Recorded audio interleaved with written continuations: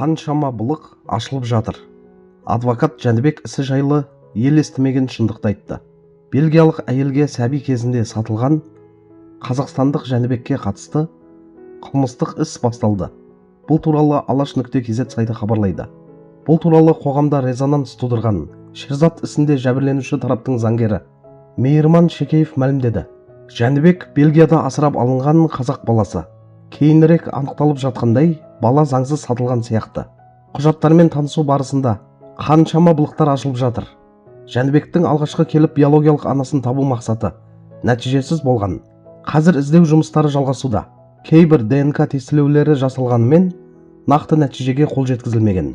Сонымен қатар бұл жағдайға қатысты Қазақстанда қылмыстық іс ашылып, тергеу басталды. Құрметті көрермендер, Бельгияда асырап алынған қазақстандық Жәнібекке қатысты ақпарат жүрекке ауыр тиетін, бірақ көз жұма қарауға болмайтын жағдай.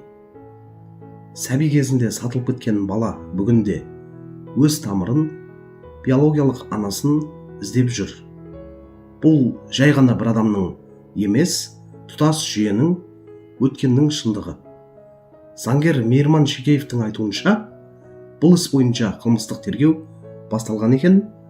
Құжаттармен танысу барысында ашылып жатқан заңсыздықтар елімізде кезінде бала асырау саласындағы бақылаудың қаншалықты әлсіз болғанын көрсетеді.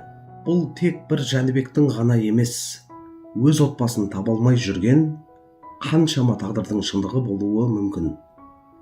Жәнібек туған жерін, ана тілін, өз анасын іздеген қазақтың баласы. Бұл әрекеті қайсарлықпен жүрек қалауынан туған әрекет. Бірақ осы жолда ол жалғыз қалмауы тиіс. Қоғам, мемлекет, заң жүйесі мұндай істерде әділеттікке жету үшін барынша ашық, жауапты әрі жанашыр болуы қажет.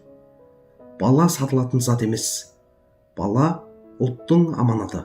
Жәнібектің биологиялық анасын табу, оның тағдырына қатысты әділетті шешім қабылдау ел болып көтеретін маңызды мәселе деп есептеймін. Бұл оқиға тек заңдық емес, адамгершілік пен ар-ұятқа байланысты мәселе.